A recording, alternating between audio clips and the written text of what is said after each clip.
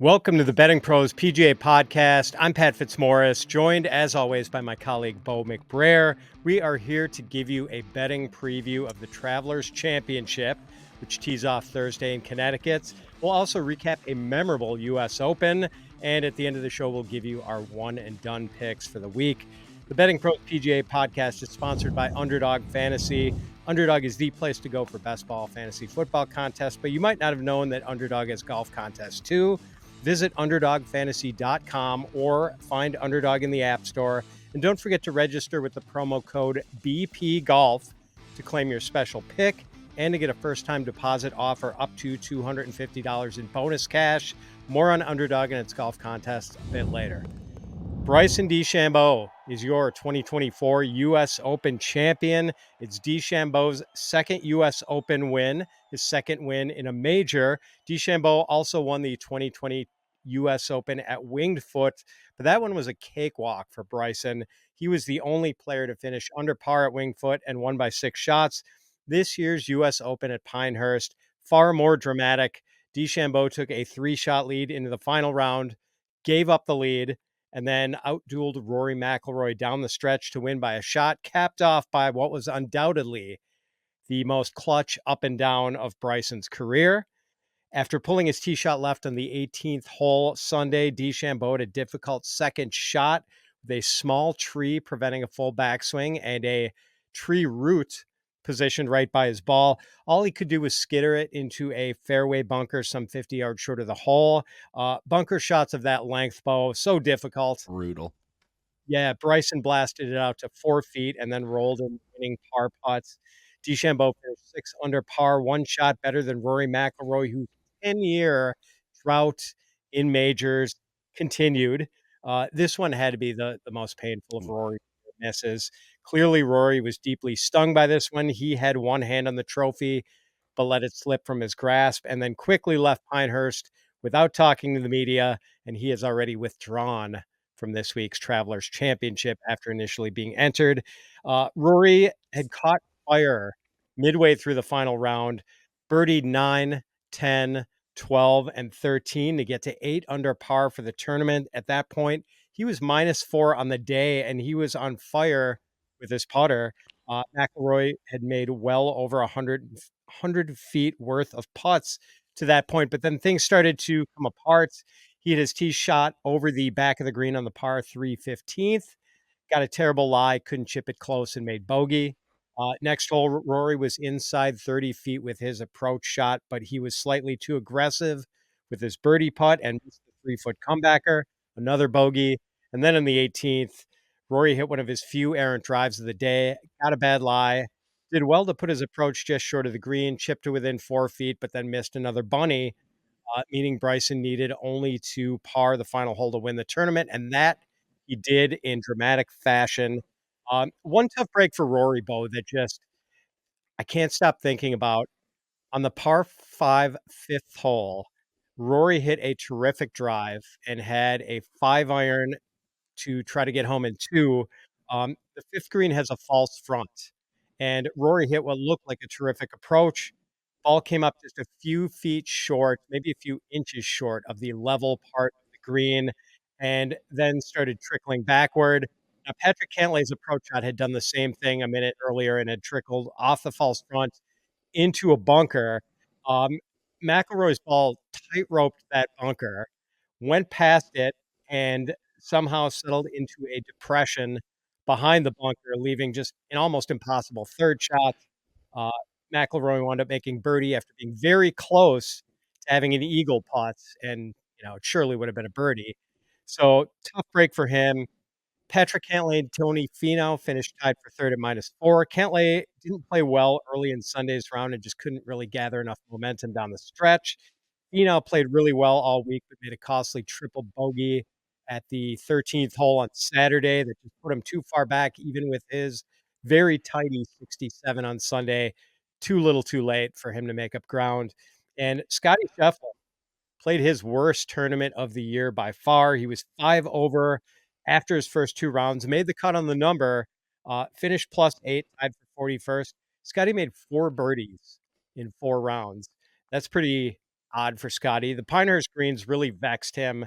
Scottie has been hot with the putter all season, but it seemed like he just could not buy anything in the 7 to 15-foot putt range. So, Bo, your thoughts on Bryson's win, Rory's meltdown, Pinehurst itself, anything else that stood out to you about the 2024 U.S. Open?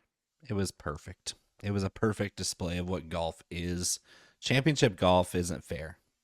And that was about as fair as golf gets. Is Rory started off probably hotter than he probably had even the gumption to do on that golf course with that setup 4 under to early going. It was going to come back one way or the other. Unfortunately for him, it came back in a really rude way. His putt on 16 that he missed for par was way worse. The putt on 18 that he missed for par was a nasty little downhiller left to right. Those are, you have to get perfect to even make a 4-footer with that speed in the grain of those Bermuda greens. They were crusty. Bryson just did enough to hang in there. Even with a 3-shot lead, you knew that Pinehurst was going to rear its teeth, and it did. And Rory got off to a great start, and he just couldn't finish. And that's golf. That is golf in a nutshell. And Pinehurst was the perfect host golf course. I am so glad it's an Anchor U.S. Open golf course because they did a flawless job of putting on that championship. Kudos to everybody involved with that tournament, because even though the golfer that I picked to win won, it could have gone any number of ways that final day, and it was riveting television. It was the perfect display of what can happen on a golf course with all these different variables. That shot on the par 5 that Rory hit wasn't perfect, and you have to be perfect at Pinehurst. And that's just how it goes. It's just you get bad breaks, you get good breaks. He had plenty of good breaks during the week that put him in that position. It just came back around and he didn't have quite enough. Obviously, he's going to be snake bit for a while. But Bryson, shout out NorCal, Modesto native, give me another championship. Bryson's become a fan favorite, and a couple years ago you could say the opposite of him. He irked a lot of people. He was immature. He went through a lot of change since his own father passed a couple years ago, and that was the perfect fitting in on a Father's Day to have a guy who had completely changed his entire way of living since his own father passed away, for him to follow through and punch it in with one of the most miraculous recovery shots of all time, not just for Bryson, but in a U.S. Open, to get up and down from 55 yards away in a bunker with all of the things stacked against him. That's what I want to see, even if it wasn't my golfer that I bet on. That was magical. I loved it. Yeah, Rory, look, I was cheering for Rory. I mean, the Northern Irishman. I really want to see him break this terrible run he's having at majors. He will. And Bryson has just gotten so much more likable than he was a few years ago. And you saw it, like he is. I feel like it's genuine coming off the green and signing the cap of a severely handicapped kid, and then like bumping fists with every fan on the way to the next tee, and sitting amicably with Smiley Kaufman after Saturday's round and doing commentary for half an hour. Signed autographs for 2.5 hours after Sunday's round. Yeah, and like he really seems to be savoring maybe just the good fortune he's having to have gotten to this place in the golf world. Like he seems to appreciate it. Yes. Well earned. And Bo, he battled his tail off on Sunday. He couldn't find the fairway with his driver. He was blowing everything right. And sure, he caught a couple good breaks with some of the lies, but for like Brandel Chambly to suggest that he got extremely lucky. I mean, there was one of those times where he had a really messed up stance because of the sawgrass or the whatever that stuff is called. Obviously didn't catch any breaks with that tee shot on 18. No. Where, could barely get it out. Half truths and hyperbole do make the media go round. So, I mean, it was partially true. He did get lucky, but he also had some misfortune that he overcame. And I mean, you can't hate Bryson for doing what he did. Like, it's like you can't have beef with a guy who's lovable, who gets it. he gets where his, like, I think the couple years ago when he was so hated by everybody was because he just didn't get it. He was immature. He didn't really see him. He didn't really look at himself in a way where, oh, you have a lot of people looking up to you. You have kids looking up to you. Now it's like that's what he relishes. He relishes the opportunity to use his platform. I saw a video of him signing autographs after his win. He had the trophy, let everybody touch the trophy, and he was telling a young boy, probably 10 to 12 years old, like, hey, if you work your tail off, this could be you too. Like nothing can stop you. And 2 years ago, who knows? Bryson might have blown through and maybe not even finished it off. He might have been the Rory McIlroy who didn't even shake hands with the winner like Bryson did with Xander at the PGA. It's just, okay, there's snake bit and there's losing and there's beating yourself. And then there's Bryson, who was gracious in defeat and even more gracious in victory. And that's why he's so beloved now. It's like you can't hate a guy who does the right thing. And he is the number one reason I am now, like I've always hoped for reconciliation between Live Golf and the PGA Tour. I'd love to see Bryson get out there and competing again. And yeah, there's some other guys I missed too. Cam Smith, John Rahm, Brooks Koepka, although Koepka's, usually at his best in majors anyway, and hit or miss in some of the other events. But I mean, we need to have Bryson DeChambeau playing Riviera. We need to have him playing the TPC Sawgrass, Pebble Beach. Like, I want to see him out there competing with Scottie Scheffler and Xander Schauffele and Patrick Cantlay week after week after week. And that Scottie thing, I just got it wrong. I thought this is the week you bet Scottie because all the times I talked about, oh, he's figured out his putting. He's gained strokes in 9 straight tournaments since he switched to the mallet putter. Oh, and he's been a little squirrely off the tee, but I think he figured it out at Memorial. Both of those were completely untrue. He was all over the place off the tee. He was in recovery mode. He didn't give himself nearly as many birdie opportunities as usual. And then the ones he did get, he couldn't buy a bucket. He couldn't read the greens. That's been his problem. It hasn't been anything to do with his putting stroke. It's been his ability with Ted Scott to figure out the break in the line and the speed. And he never figured out those 3 things on the greens at Pinehurst. He just was lost on with the putter, and that it's like you can't compete in those kinds of events if you can't make a putt. Yeah, I was in the car during the first part of his round on Thursday, and they had, I think it was John McGinnis following around Scottie's group, and McGinnis said Scottie didn't hit a solid shot. Yeah. He had maybe one solid shot, and it was actually a recovery shot out of a waste area on the first 5 holes. Yeah. He said even he wasn't catching it flush, even when he was hitting irons off the tee on number 1 and I think number 3. Golf. So even the best in the world is not immune to having a bad week, and that we finally saw human Scottie. It's been a while. Yeah, it's and I totally echo your sentiments, Bo, on Pinehurst. Great that we're going to be seeing it every 5 or 6 years. And it's such a refreshing change from the normal US Open course, the tight fairways, the long rough. And this is something just completely different. And, it's a nice palate cleanser every 5 or 6 years. And then, next year we go back to Oakmont and get the classic US Open setup. So, I like the variety. Now we will move on to the Travelers Championship in just a minute, but first, our friends at Underdog Fantasy are letting you make picks on your favorite golfers all season long. Just pick higher or lower on selected stats for 2 to 5 golfers, and you can win up to 20 times your money in a single day. You can also make rivals picks, choosing, for instance, which of 2 golfers will shoot a better score in a round. Golf picks can be combined with stats from other sports too. Go sign up at Underdog Fantasy with the promo code BPGolf to claim your special pick and to get a first-time deposit offer of up to $250 in bonus cash. We had another signature event this week, Bo, so it's a small, excellent field. And there were 72 players in the field before Rory withdrew. I would imagine there is going to be an alternate taking his spot. Maybe. I'm sure they don't want one player playing with a marker, but we'll see. The Travelers Championship will once again be contested at TPC River Highlands in Cromwell, Connecticut.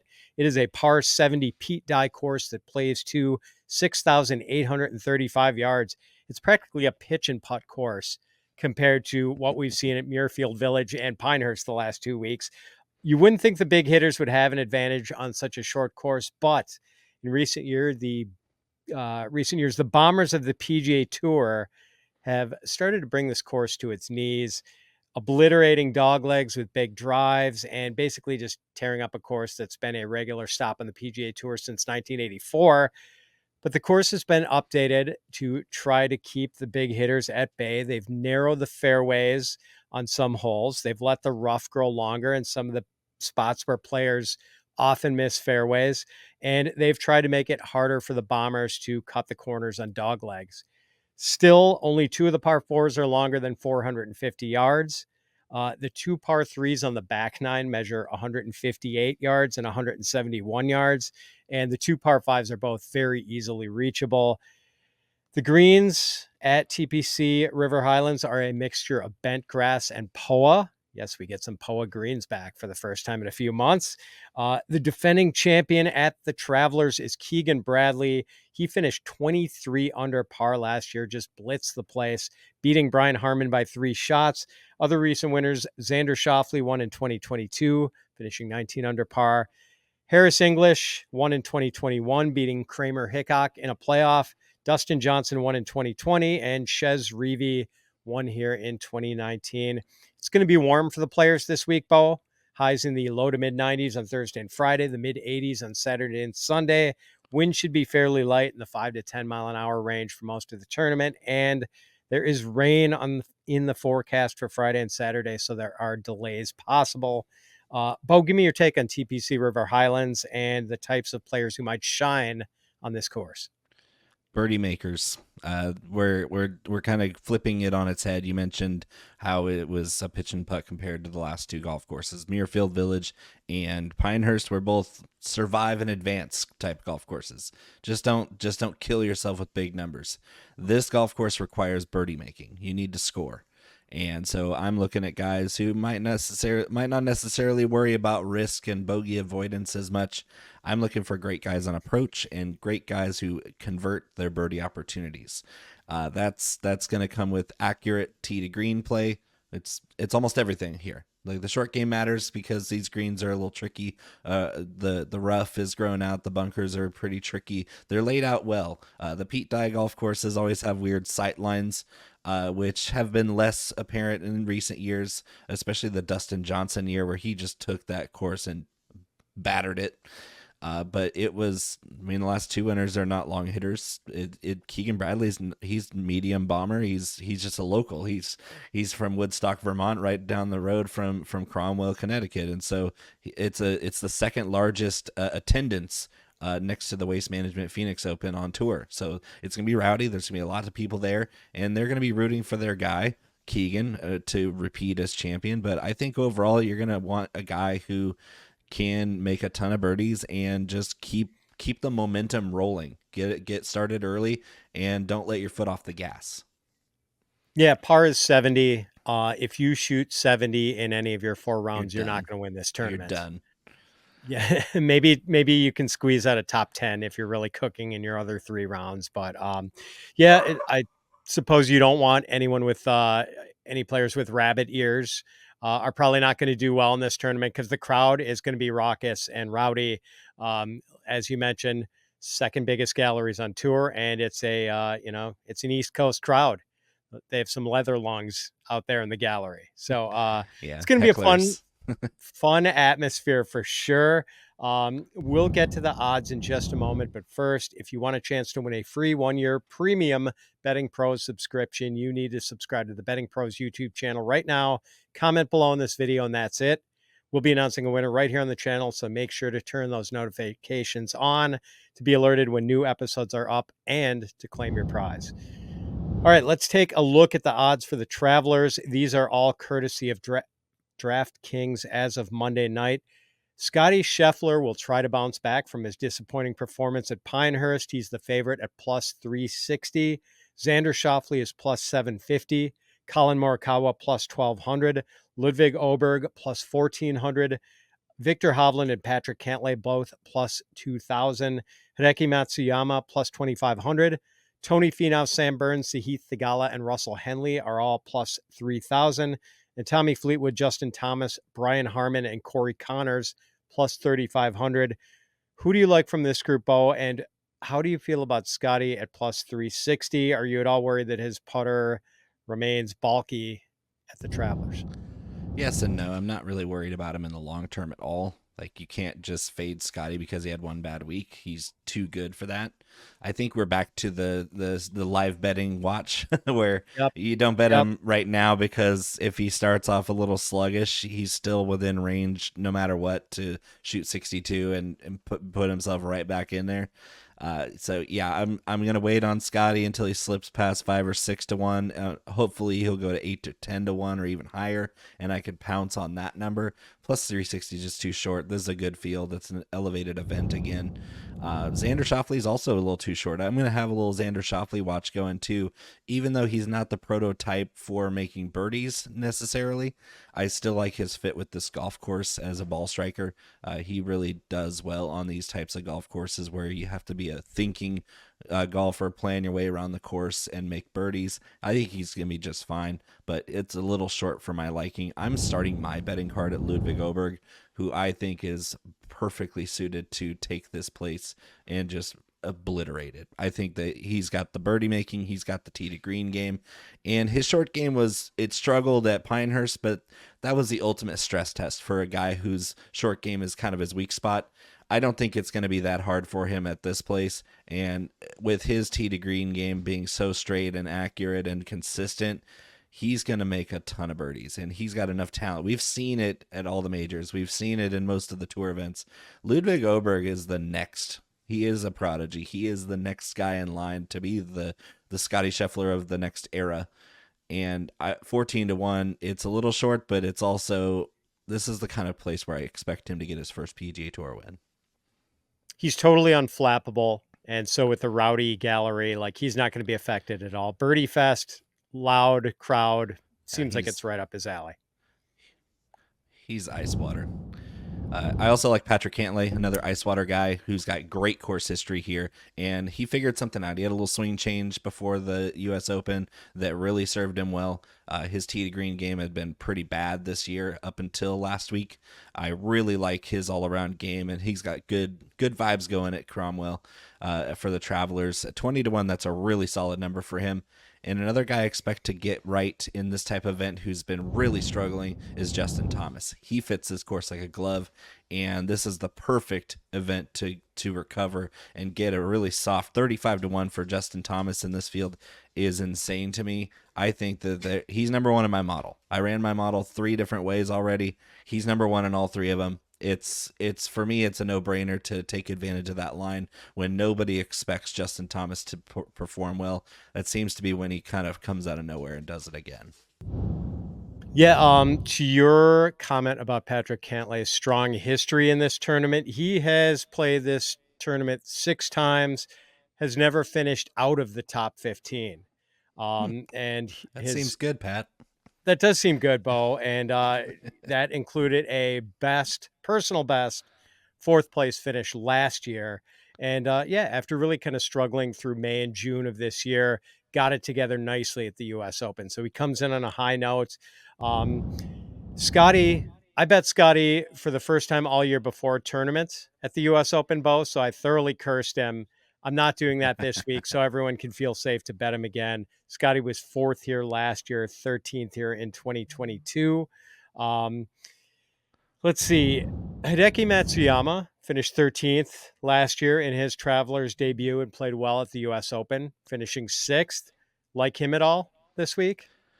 I want to, but I just don't think his number's that good. I want to see Hideki. This course doesn't exactly fit it. He's another guy that does better on longer courses with more of a grinder mentality. He's not exactly a high volume birdie maker, so he doesn't pop up very highly on my list. He's not bad though. I'm not going to scoff at Hideki Matsuyama. He came in 12th in my model. His obvious strength is off the tee, and his short game's been immaculate this season. 15th in this field in short game. His approach game is a little squirrely, and that's kind of what knocks him down a peg in my book. A little short for my liking with the way he's played on approach, which is a very key metric here. All right. I'm going to mention three other guys from this group. You can tell me at the end whether you like any of them. Sahith Theegala finished second here in 2022, 52nd last year. Just been really inconsistent of late. Brian Harman has a terrific track record at the Travelers in his last six appearances here. He has finished sixth, eighth. He did miss the cut in 2020, but then fifth, eighth, and second. So top eights in 5 of the last 6 years. Course does seem to suit him. Corey Connors finished ninth at the U.S. Open and has been top 20 in 5 of his last 6 events. He was ninth at the Travelers last year. Do any of Theegala, Harman, or Connors tickle your fancy, Bo? The latter two more than Theegala. I think Theegala is too erratic off the tee. His approach game has been pretty bad. His short game's amazing, but this is another course where it's not really grinding it out. It's about making birdies. Brian Harman fits this course really well. He just hasn't played well lately. We haven't seen the peak Brian Harman, which was obviously last year's Open Championship. That last guy you mentioned is the birdie making extraordinaire with no short game. Corey Connors from tee to green is as good as it gets. He makes tons of birdies, and honestly was impressive. His short game was pretty polished at Pinehurst under the most insanely difficult conditions, where I didn't think he had any chance at all to compete on Pinehurst at the U.S. Open. He did really well. So I think out of those three, I like Corey Connors the most. I would agree with that. Let's go to the mid-range options. We've got Siwoo Kim and Sepp Straka at plus 4,000. Sungjae Im, Matt Fitzpatrick, and Jordan Spieth plus 4,500. Wyndham Clark, Max Homa, and defending champ Keegan Bradley plus 5,000. Ben On, Adam Scott, Shane Lowry, and Cameron Young are plus 6,000. Harris English, Denny McCarthy, Billy Horschel, and Christian Bezuidenhout are plus 7,000. And Will Zalatoris and Jason Day plus 7,500. Are you anxious to invest in any of the mid-range options, Bo? Just one, and it's our defending champion, Keegan Bradley. Yes, sir. Let's you mentioned he's going to have the crowd behind him. Yeah, he definitely will, and he loves playing here. Typically not your birdie making machine that he usually requires, but last year he was so good. He really rode that support to a really impressive performance. I think that carries him where he played well last week. He's played well in the last month and a half. I think Keegan Bradley is rounding into a really good form where his weaknesses have kind of moderated themselves and his strengths are really shining through. I love Keegan Bradley this week. 50-1 is a great number for a defending champion at any event, especially one that's right in his backyard. Yeah, and last year, not an anomaly. He also finished second in the 2019 Travelers. Mm-hmm. And as you said, he's played well lately, had a second at the Charles Schwab last month. So I'm with you. Yeah, like Max Homa, the number is nicer than we normally get on Max Homa, but he has not made a cut here in 4 tries. This course just does not seem to suit him. Sepp Straka finished 56th at the U.S. Open, but like in his last 7 events, he has 3 top 5s and 5 top 11s. He's played pretty well here. And Denny McCarthy, 7th here a year ago, one of the best putters in the world. He's kind of intriguing. Right. What about long shots, Bo? Anyone 80-1 or longer?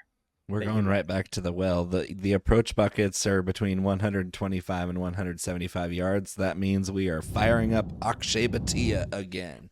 And it's really perfect because he's a good distance player off the tee. He's been driving the ball a lot better lately. He showed up with his short game, and as good as he is on approach, for him to find such a great short game this season is very refreshing. And he opened at 90-1. He's already at 80-1 on Monday afternoon here.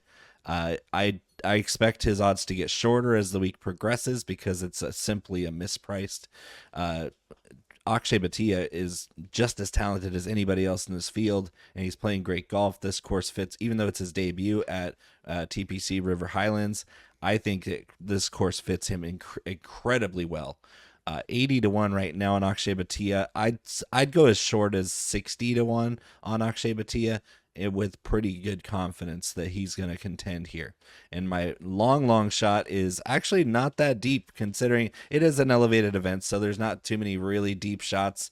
The one guy that I have my eye on is making his PGA Tour debut, and it's the number one college player, Michael Thorbjornsen. He's coming in at 150 to 1 in his PGA Tour debut. He earned his PGA Tour card via the PGAU standings, being number one college player in all the land. Let's go, Michael Thorbjornsen. Interesting.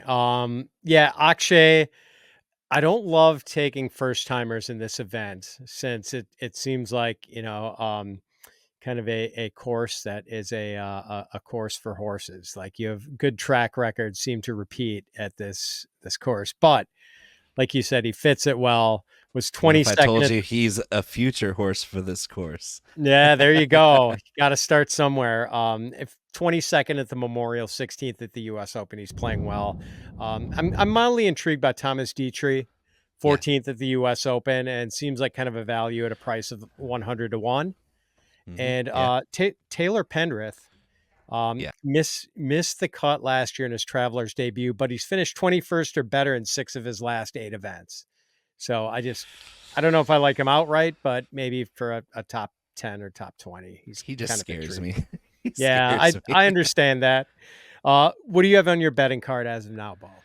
All right. So as of now, I have Ludvig Alberg at 14 to 1, Patrick Cantlay at 20, Justin Thomas at 35, Keegen Bradley at 50, Akshay Bhatia at 80 to 1, and rookie making his debut, Michael Thorbjornsen at 150 to 1. Nice. We have a lot of crossover on this, even though I'm keeping my card kind of light this week. I'm betting Patrick Cantlay outright at 20 to 1 and top 10 at plus 90. He's second in the field in strokes gained on Pete Dye courses over his last 36 rounds, Bo, trailing only Xander Schauffele in the field on that. I've got Corey Connors at 35 to 1. I've got Keegan outright at 50 to 1 and top 5 at 9 to 1. And I've got Akshay at 80 to 1 outright. So, yeah, definitely a lot of crossover there. Before we get to our one and done picks, if you're playing in a one and done golf pool, or if you're playing in any sort of tiers-based majors pool this year, our friends at Pool Genius have a new product that gives you an edge. Using objective data like betting odds, course performance, and national pick trends, the tool highlights the top value picks that give you an edge, and it can all be customized specifically for your pool. If you're doing a one and done pool or a majors pool, let Pool Genius be your secret weapon. And oh, by the way, Pool Genius isn't just for golf pools.